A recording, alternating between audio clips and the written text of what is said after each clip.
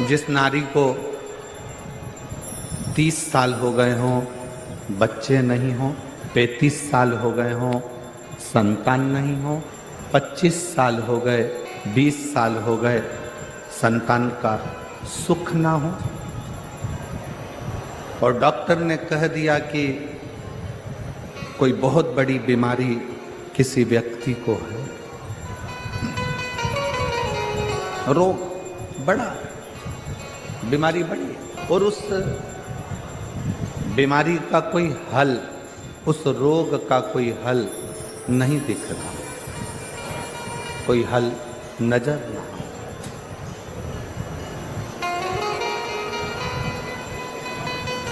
कोई हल दिख ना रहा। तो बैसाख महीने में शिव सप्त तीर्थ का एक अनुष्ठान अपने जीवन में जरूर करें।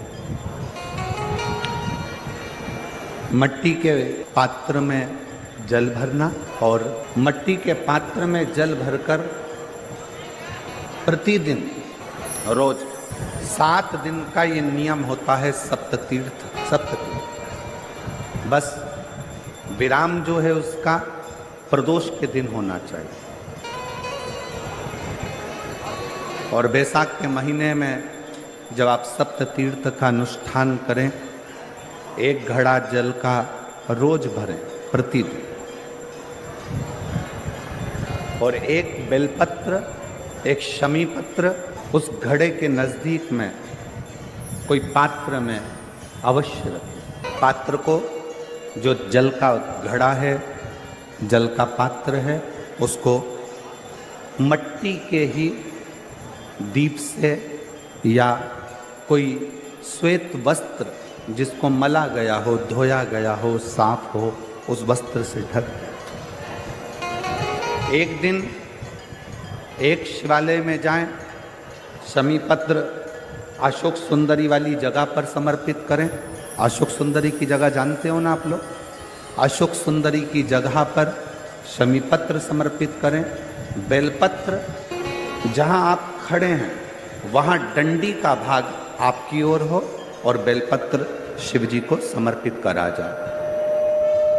फिर जो मट्टी के पात्र में जल है वो भगवान शंकर को अपनी कामना कर कर शिव जी को समर्पित करो। संतान के लिए कर रहे हो तो वहीं से जल को एक कटोरी में, एक पात्र में झेल लीजिए। उस जल का आधा भाग नंदी के पास बैठकर आप ग्रहण कर लो, आधा भाग अपने पति को देना प्रारंभ करो। कोई रोग के लिए कर रहे हो, किसी बीमारी के लिए कर रहे हो, तो वो जल आप अपने घर की देहली में प्रवेश करने के पहले अपने मुख में उसको ग्रहण कर लो। एक दिन में एक शिवालय, दूसरे दिन दूसरा शिवालय, तीसरे दिन तीसरा शिवालय।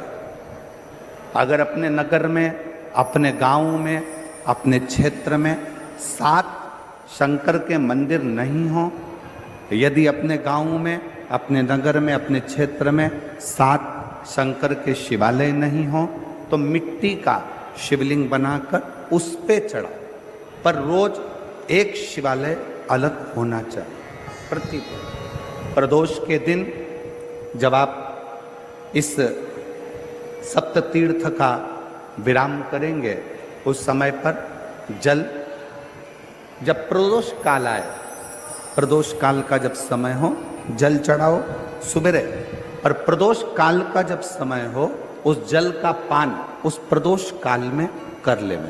प्रदोष को, जो प्रदोष काल में उस जल को शंकर का पंचाक्षर मंत्र नमः शिवाय, षडाक्षर मंत्र ओम नमः शिवाय या श्री शिवाय नमस्तुभ्यम बोलकर प्रदोष काल में उस जल का पान करें। बाबा को प्रार्थना करें, शिव से विनय करें।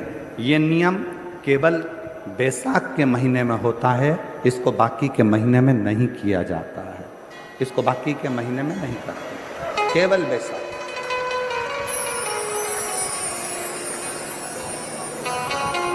शिव सप्त तीर्थ का जो नियम है वो अपने जीवन में धारण करें। और हम तो कहेंगे शिव महापुराण की कथा श्रवण करने वाले प्रत्येक बेटा बेटी से, शिव महापुराण की कथा सुनने वाले प्रत्येक शिव भक्त से हम तो कहेंगे कि शरीर में कोई रोग नहीं भी है, संतान की प्राप्ति नहीं भी चाहिए, उच्च शिक्षा के लिए आप कर रहे हैं, अपने जीवन की खुशहाली के लिए कर रहे हैं, तो शिव का सप्त तीर्थ अनुष्ठान अवश्य करें, अवश्य करें और अपने जीवन को सार्थक करें। धन्यवाद। हमारे शास्त्र वर्णन करते हैं कि दरवाजे पर नींबू और मिर्ची क्यों टांगा जाता है। दुकान के बाहर, घर के बाहर नींबू मिर्ची क्यों टांगते हैं?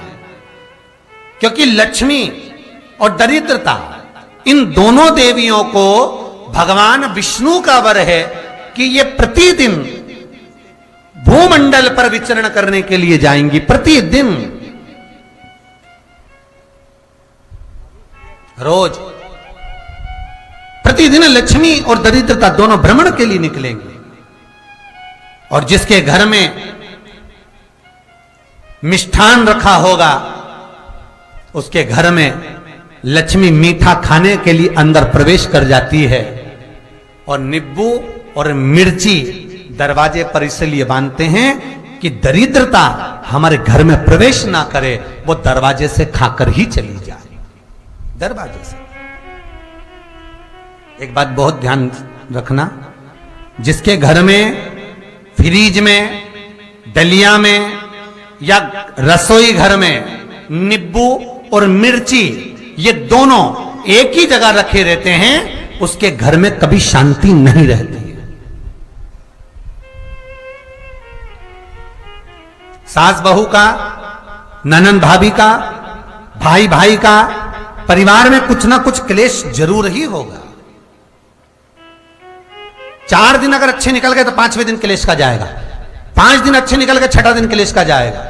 कुछ ना कुछ, एक जरा सी कटोरी पड़ी है उसके पीछे विवाद चालू हो जाएगा, जरा सा पानी ढुल गया उसके पीछे विवाद चालू हो जाएगा, बेडशीट बदल रहे थे उसके पीछे विवाद चालू हो जाएगा, पति कक्ष में आया विवाद चालू हो जाएगा, तुमने एक शब्द कहा, कोई लड़ाई की बात नहीं करी, फिर भी विवाद चालू हो जाएगा। समझ लेना कि घर के रसोई घर में या फ्रिज में नींबू और मिर्ची साथ रखा हुआ है तो वो क्लेश तो देगा ही। पंडितों से पूछोगे, ज्योतिषाचार्यों से पूछोगे, वो कहेंगे मोती पिना दो, कोई कहेगा पितृदोष हो गया, कोई कहेगा कालसर्प दोष हो गया, कोई कहेगा वास्तु दोष हो गया, पर वो आपको ये नहीं बताएंगे कि नींबू और मिर्ची एक डलिया में रखा हुआ है।